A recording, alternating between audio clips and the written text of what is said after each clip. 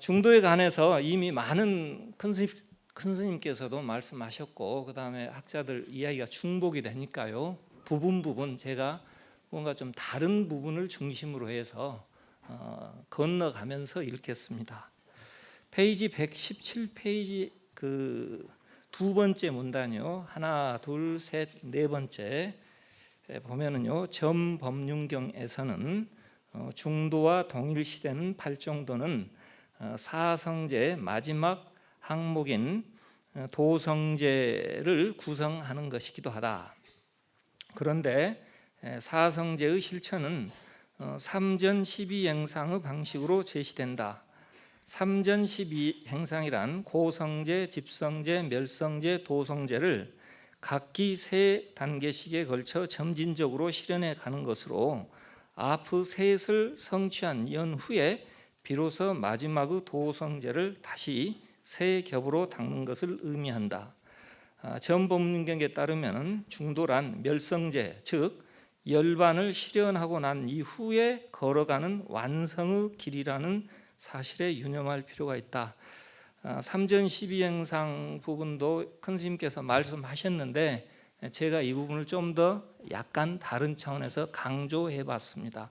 멸성제 이후의 도성제입니다. 그리고 그게 중도입니다. 자, 페이지 118페이지로 넘어가겠습니다. 그 마지막 문단이에요. 그렇다면 중도란 깨달은 이들에게만 국한이 되는가? 이러한 의문은 중도라는 것이 범부 삶과 별개라는 생각으로 연결될 수 있다.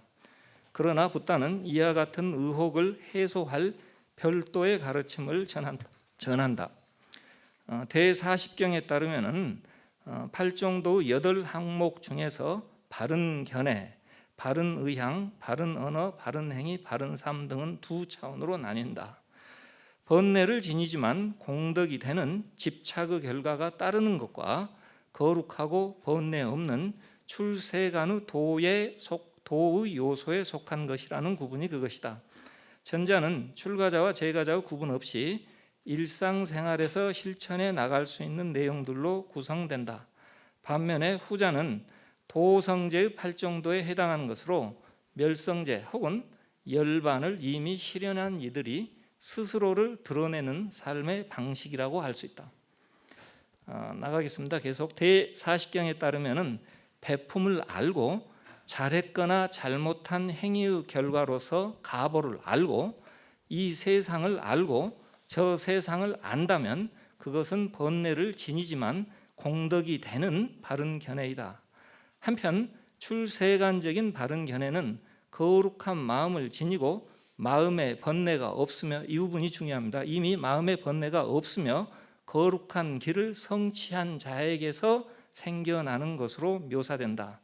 전자에 해당하는 세간적인 바른 견해를 확립한 사람은 번뇌로부터 자유롭지는 못하지만 공덕을 쌓아가면서 세속의 삶을 영위할 수 있다. 한편 후자의 출세간적인 바른 견해는 이미 마음의 번뇌로부터 자유로운 이들에게 해당된다. 이것은 무명을 제거한 이들에게 자연스럽게 뒤따르는 것으로 바꾸어 말할 수도 있다. 한 세 줄 넘어서요, 이상적인 길로서의 중도는 무위의 차원에 다와 있다. 이것은 잘했거나 잘못한 것, 이 세상과 저 세상이라는 시시비비를 초월한다. 반면에 현실의 길로서의 중도는 완전한 깨달음을 이루지 못한 보통 사람들이 걷는 길이다. 여기에는 잘함과 잘못함, 옳음과 그름, 이 세상과 저 세상의 구분이 전제된다. 필자는 중도의 본래적 의의가 무의의 세계를 일깨우는 데 있다고 생각한다. 그러나 현실의 길로 제시되는 중도의 독자적인 의의 또한 인정되어야 한다고 본다. 바로 여기에서 21세기 신자유주의 사회를 살아가는 보통 사람들을 위한 중도 담론이 싹을 틔울 수 있을 것이다 해서 세간적인 중도에 제가 초점을 모으고 있습니다. 그래서 그 2장부터 가인 긍정성과 필요사회 하는 것은 지금 신자유주의가 어떤 사회인가, 우리가 살아가고 있는 그 부분에 대한 논의를 진행하고 있습니다. 일단 신자유주의가 이제 그 21세기 초 요즘에는 이제 제4차 산업혁명이라고 하는데 새로운 물결이 일어나고 있는데 그 큰 흐름도 역시 신자유주의적 흐름 안에 있다고 하는 사실은 부정할 수 없습니다. 이 신자유주의가 긍정적인 측면이 분명히 있어요. 그런데 여기에서는 좀 부정적인 측면, 우리가 생각해야 될, 반성해야 될 측면에 좀 더 초점을 모으겠습니다. 121페이지 두 번째 문단입니다. 신자유주의와 세계화는 국경 없는 무자비한 경제적 전쟁을 유발하였고 또한 대규모 실업을 발생시켰다. 그 결과 전반적인 소득 수준의 향상에도 불구하고 과거 어느 때보다 많은 사람들이 경제적 압박과 불평등에 시달리고 있다. 소수의 사람들이 사회 전체의 부를 독점하고 나머지 대다수 사람들이 빈곤에 시달리는 경제적 양극화가 그것이다. 자, 그래서 건너뛰어서 아래쪽으로 넘어가겠습니다. 그 신자유주의가 가장 큰 문제는 성과주의 잣대로 사람을 재단한다는 겁니다. 이 부분에 대해서 다루고 있습니다. 성과주의의 잣대는 어떠한 움직임이든 그것을 시장적 가치로 환산해낸다. 다국적 거대 자본의 지배와 감시를 통해 유지되는 성과주의 잣대로부터 아무도 벗어나지 못한다. 보통의 사람들은 성과주의의 물결에 편입될 수 있을 뿐 거부하거나 부정할 자유는 지니지 못한다. 이 시스템에 적극적으로 참여하지 못하는 것은 곧 낙오를 의미하게 된다. 이렇게 해서 이러한 흐름 속에서 개인의 삶은 최대의 성과, 무언가를 해야만 하는 쪽으로 구조화된다 이겁니다. 방식으로 최적화된다. 이렇게 해서 초래된 병리적 현상이 긍정성의 과잉이다. 페이지 넘기겠습니다. 한병철은 긍정성의 과잉이 부정성 혹은 이질성의 실종이라는 병리적 상태를 불러일으킨다고 지적한다. 변이를 통해 들어오는 암세포처럼 긍정성의 과잉은 끝없는 증식의 비대화를 일으킨다. 긍정성은 오로지 성과를 높이기 위한 방식으로만 작동하면서 진화를 거듭한다. 이 과정에서 이루어지는 자기 착취는 자유라는 착각을 동반하며 그러한 이유에서 타자에 의한 착취보다 훨씬 더 효과적이고 능률적인 것이 된다. 성과의 주체는 완전히 타버릴 때까지 스스로를 착취하면서 그것으로 인해 야기되는 자학성은 드물지 않게 자살로까지 연결된다. 이러한 상황 속에서 대다수 사회 구성원은 내부로부터 소진과 피로에 찌들게 된다. 한병철에 따르면은 신자유주의를 살아가는 경제 주체들은 행동할 우리를 형성하지 못한다. 이것은 사회의 원자화와 자기 중심주의를 더욱 가속한다. 그 결과 거대 자본에 의한 세계 질서를 위협할 어떤 반대 세력의 형성도 어려워지게 됐다. 원자화된 개인은 저항력을 상실한 채 아무런 목적 의식도 지니지 못한다. 오직 길들여진 방식으로만 반응하면서 간능적 욕구에 매몰된 긍정성의 존재로 살아갈 뿐이다. 이렇게 해서 긍정성이라고 하는 덕목은 영혼마저도 완전히 새롭게 길들이는 추세를 보인다. 긍정성의 거대한 물결 속에서 개인과 사물은 매끈하게 다듬어지고 평탄해진다. 일체의 부정성을 거세당한 개인의 삶은 오직 만족을 주는 것 언저리에만 맴돌게 된다. 그러나 생명력의 온전한 발상은 긍정성과 부정성과 마주하는 상황에서 비로소 시작될 수 있다는 것에 유념해야 된다. 부정성이 차단된 진공 상태, 오직 긍정성과 좋은 것만이 난무하는 공간에서는 성숙과 발전을 위한 계기가 마련되지 않는다. 그 다음은요, 오늘날 심각한 문제입니다. 신자유주의 체제가 극한적인 양상으로 치달아 있어요. 그 결과가 뭐냐? 구체제에 젊은이들이 편입해 들어가지 못한다는 겁니다. 그래서 3포, 7포, 결혼 포기, 출산 포기, 취업 포기, 그런 어떤 문제들이 나타나고, 이게 결국에는 신자본주의의 거대한 흐름 속에서 나타나는 사회 병리적 현상이다 하는 부분을 이야기하고 있습니다. 한쪽에서는 자기 착취와 수탈에 혈안이 된 이들의 피로가, 다른 한쪽에서는 그것마저 포기당한 이들의 절망과 분노가 이 시대의 번뇌로 타오르고 있다.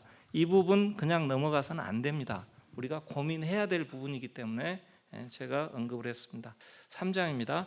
2017년 벽두 대한민국은 최순실이라는 민간인에 의한 국정농단의 충격에서 벗어나지 못하고 있다. 사태가 이 지경까지 이른 데는 여러 원인이 거론될 수 있다.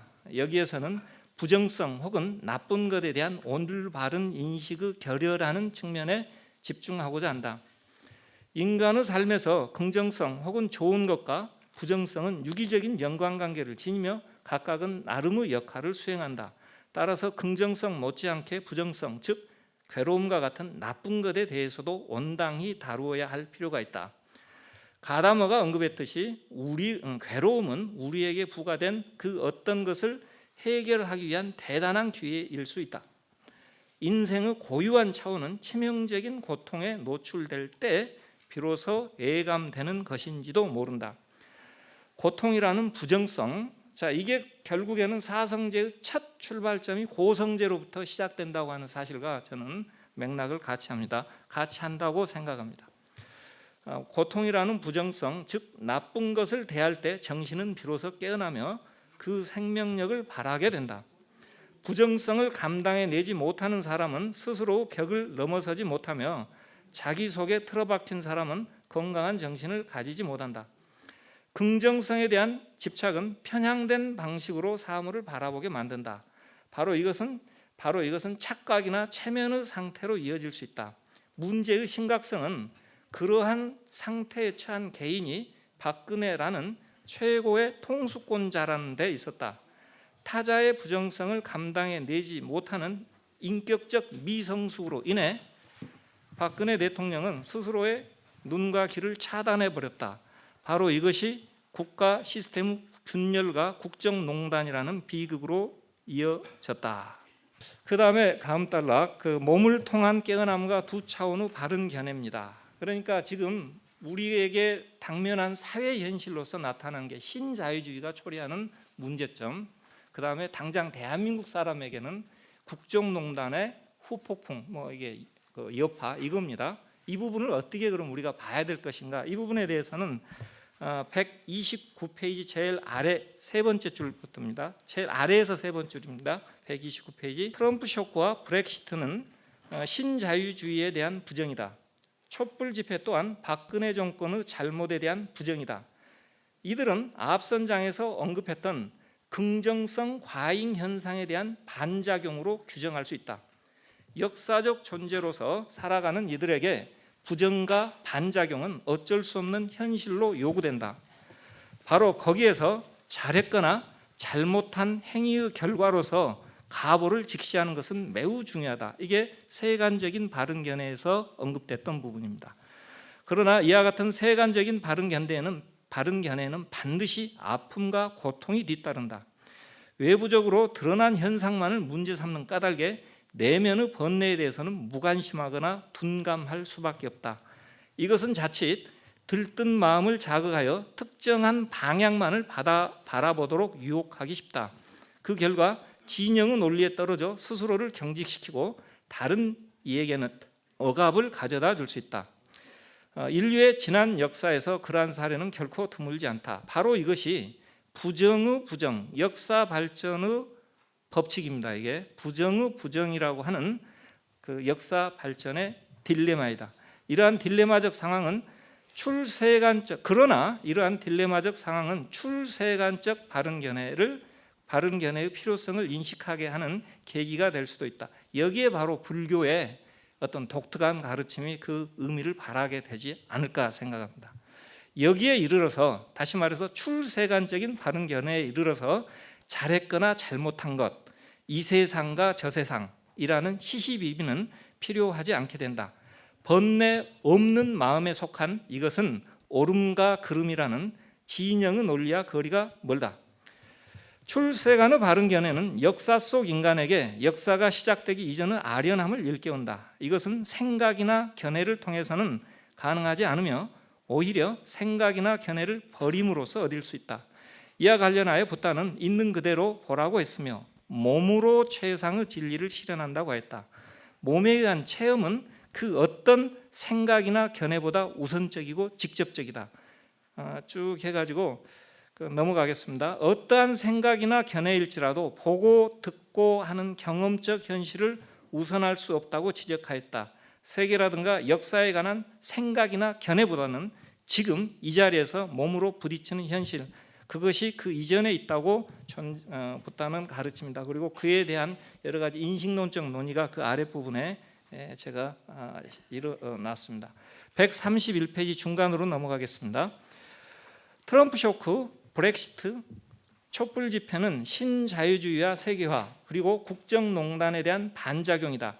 이러한 방식으로 인류는 끊임없이 새로운 역사를 만들어 왔으며 바로 이것을 일컬어 세간적인 중도 모색의 몸부림으로 말할 수 있다.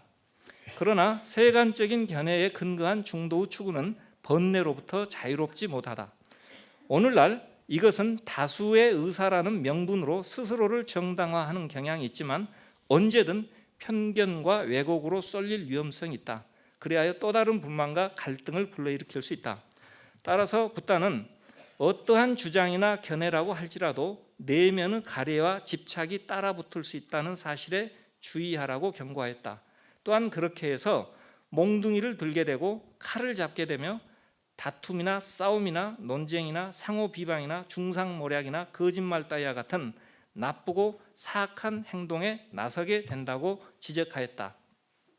이와 같은 괴로움의 상황이 꼬리에 꼬리를 물고 반복되는 것을 가리켜 윤회라는 표현이 사용됐을 것이다. 붓다는 윤회의 사슬을 끊도록 하기 위해서 출세간의 바른 견해를 제시하였다. 출세간의 바른 견해는 생각이나 주장으로 얻어지지 않는다. 오히려 이것은 생각이나 주장 자체를 내려놓음으로써만 가능하다.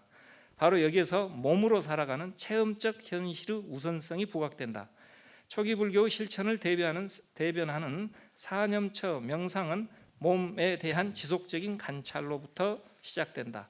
이것은 몸으로부터 출발하여 마음, 그 다음에 느낌, 마음, 법으로 넘어가는 일련의 과정으로 구성된다. 몸, 느낌, 마음에 대한 지속적인 관찰은 사성제의 실현으로 마무리된다. 붓다는 사념처의 실천적 의의와 관련하여 슬픔과 근심을 초월하는 길, 괴로움과 불쾌함을 소멸하는 길, 그 다음에 지혜를 증득하는 길, 열반을 실현하는 길로 설명하였다.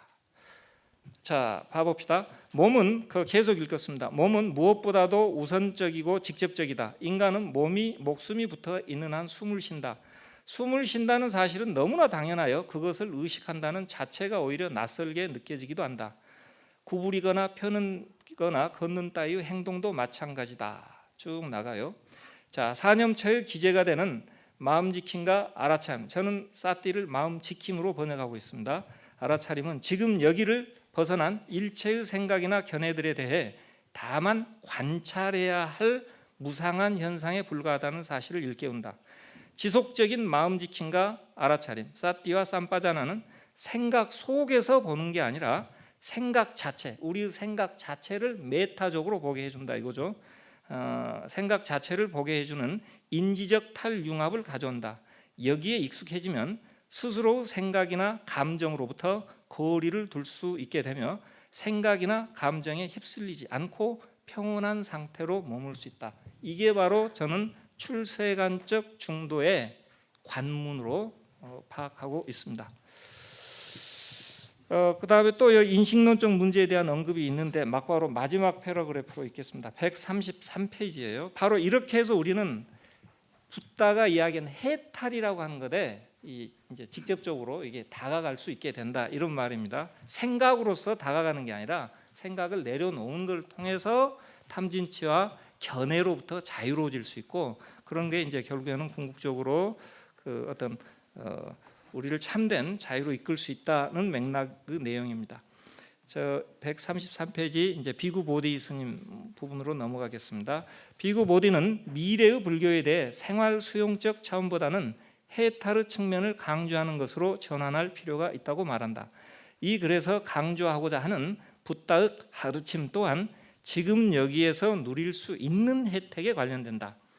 사념처의 실천은 외부 상황에 동요하지 않고 살아가는 힘을 키워줄 수 있다. 내면에 대한 통제력과 함께 자신과 세계에 대한 올바른 통찰을 가져올 수 있다. 어떠한 여건에서도 평온한 마음으로 적절히 대처해 나가도록 도울 수 있다. 바로 이것이 사념처가 지니는 해탈의 측면이며 지금 여기에서 누릴 수 있는 혜택이다. 대념처경이 기술되어 있듯이 사념처는 사성제의 실현을 목적으로 한다. 또한 사성제의 마지막 항목인 도성제는 8정도이며 그것은 다름 아닌 중도이다. 또한 이미 언급했듯이 8정도를 구성하는 바른 견해는 다시 두 차원으로 나뉜다. 이미 언급했던 겁니다. 두 차원의 바른 견해는 세간의 문으로도 출세간의 문으로도 나아갈 수 있는 인간 존재의 양면성을 의미한다. 이 둘을 포함하는, 다시 말해서 세간적인 중도와 출세간적인 중도, 이 둘을 포함하는 중도는 세간의 역사를 살아가는 인간에게, 이 부분 부정할 수 없습니다. 우리가 역사 속에 살아요. 세간의 역사를 살아가는 인간에게 출세간으로 통하는 초월의 문이 지금 여기에 열려 있음을 드러낸다. 마치겠습니다. 감사합니다.